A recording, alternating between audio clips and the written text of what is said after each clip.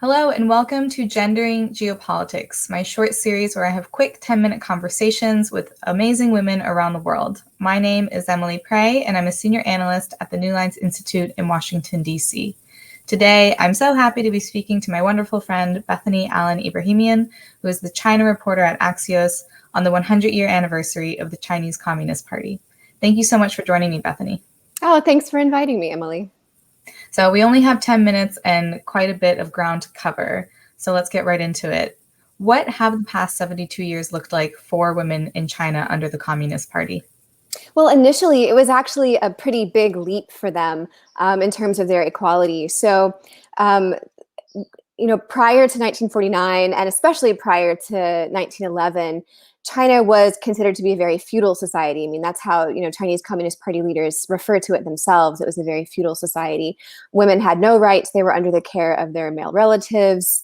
They had no rights in marriage. They couldn't own land, basically. Often couldn't do anything outside the home. And in 1949, the Chinese Communist Party, even before it was the ruling party and ruled the government after 1949, they emphasized equality. That's been something that communist parties around the world have, at least on paper, emphasized. And when the party took power in 1949, the very first law that they passed was the marriage law of, I believe it was the marriage law of 1950, which outlawed concubinage, gave women the right to divorce. Women had not been allowed to initiate divorce before, and made marriage a much more equal institution. And in the 1950s and 1960s, there was a lot of rhetoric and a lot of, you can call it propaganda, these posters, very similar to kind of Rosie the Riveter kind of posters of, women being like, we're strong, powerful communist women and we're equal, showing women going to work and women, pulling equal weight in society, in the workplace and on farms, in factories, showing that they were helping modernize the country and bring the country forward. And one of probably Mao Zedong's, the chairman of the party, one of his most famous sayings is, women hold up half the sky. This is not to say that the Chinese Communist Party was perfect by any means in its treatment of women or its, helping women to become more equal, but they really did a lot, especially in the beginning. And women, for the first time, were encouraged and even pushed to work outside the home and to work in factories. And there was this real revolutionary zeal for women's equality in society. And this was real, and you can still feel it in China today. Chinese women really, truly believe that they are equal and that they should be equal. And that if they're not, then something is wrong. And you can compare that to societies in other parts of Asia or the world. Japan, for example, never had a communist revolution or some kind of, very forward-thinking revolution. They never had that.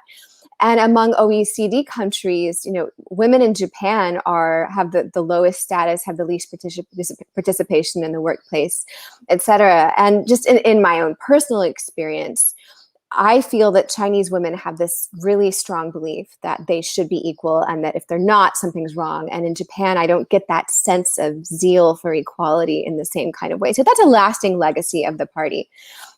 But let's be clear, this was hardly a 1960s, 1970s style push for, radical equality for the sexes.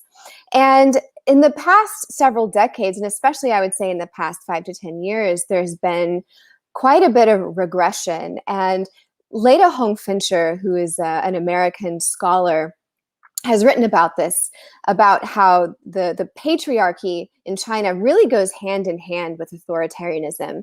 And in the past 5 to 10 years, that has, there's been two separate trends. One of them is women, especially in urban areas, like women in many urban areas around the world, are delaying marriage, far less interested in having children, less interested in getting married at all, and interested in pursuing their own independent careers.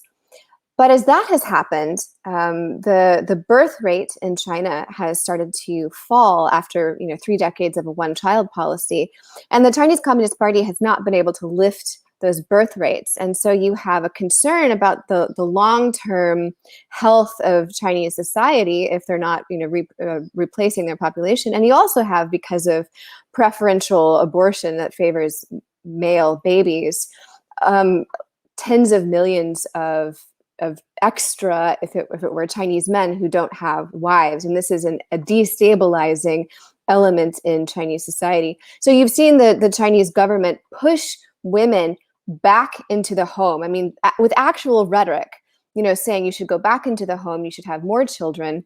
And there has been a discrimination in the workplace for in many different kinds of ways for women, including appearance and height, and just obviously just gender, and for pregnancy. So there's a lot of areas where women still aren't equal. And a really important one, which I think we'll transition to, is politics. So there's an almost total absence of women in the highest levels of power in the Chinese government and in the Chinese Communist Party. I think it's important to point out, as you did, the regression that we've seen in the last 5 to 10 years, because even though, as you said, the party legalized or allowed women to get divorced was one of their first things, it's now more difficult to divorce, and there's a mandatory cooling off period, even in cases of domestic violence. But looking at the party leadership and politics, as you say, in 2017 at the most recent National Congress for the CCP, women made up only 83 of the 938 elite delegates, and there isn't a single woman in the party's most elite inner circles. So how can China expect to become the global superpower while excluding women from these leadership positions? Well, it never stopped anybody else. I mean, the U.S. became, the world's superpower in 1945, and it was, in a pretty similar position. I mean, very few women in positions of power. Britain ran the world in the 19th century with, very few women in power. So if China is excluding women while hoping to be a global superpower, I mean, that's pretty much just the status quo, I would say, except that we're now in a world in the 21st century where a lot of other countries do actually have women in, strong positions of power, and the expectations are different. But I wouldn't say that I see that as an obstacle to their, comprehensive national power.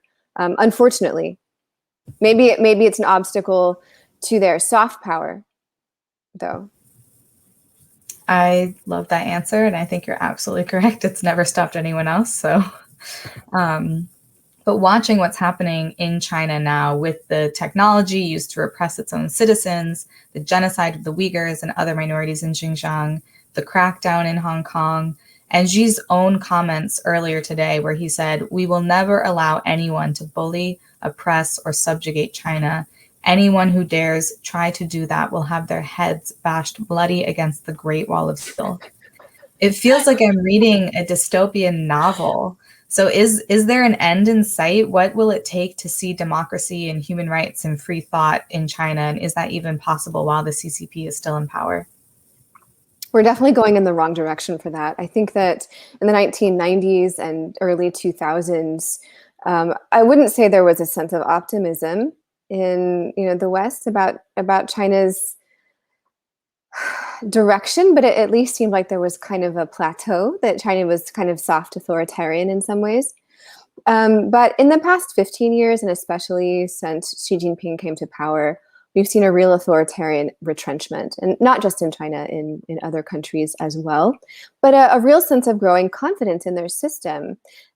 Xi Jinping and other party leaders for many years were worried and continue to worry about the appeal that what they call Western style democracy. Now, non-Western countries have this too: Japan, South Korea, Taiwan, but what they call Western style democracy. They were worried about the appeal of that, of human rights and rule of law and universal suffrage amongst their own population. And Xi Jinping's big state building project has been to give Chinese people something domestic to believe in. And that is a model that promises economic prosperity for a wide portion of the population, and also promises Chinese people dignity and power on the world stage, which is something that, for centuries, really, China didn't have, in part because of subjugation by foreign imperial powers. So for China to be able to, for Xi Jinping to be able to stand up and make that kind of statement is itself a kind of, appeal. It's appealing to a lot of people in China, and he is trying to present that as an acceptable alternative, an actually better alternative, a strong, economically prosperous China, as a better alternative to a democratic China. And in fact, Xi has tried to present the idea that these are mutually exclusive realities, that if China becomes democratic, it will become chaotic and economically dysfunctional. And what I think that many democracies, liberal democracies in the world have yet to really grapple with is I would say, reality that Xi Jinping isn't wrong in a lot of ways. I mean, China does have an economically feasible model, and that's just simply right. I mean, that's just true. That's a fact. And I think that democracies need to do a much better job and to stop being so complacent about the appeal of our own model. We need to be our own spokesperson, our own cheerleader, and to really meet China's propaganda and to meet their model with our own, and to show up and say, we make people's lives better than your model does, and we make the world a better place than your model does. Right now, there is basically no chance of China becoming democratic. The party is on an upward trajectory in terms of its confidence and power. In the long run, who knows? Anything could happen. But we do see a much more confident authoritarianism from China's leaders. Thank you so much for joining me today, Bethany. This has been an incredibly insightful conversation, and it was a pleasure speaking with you. Thanks so much for having me, Emily.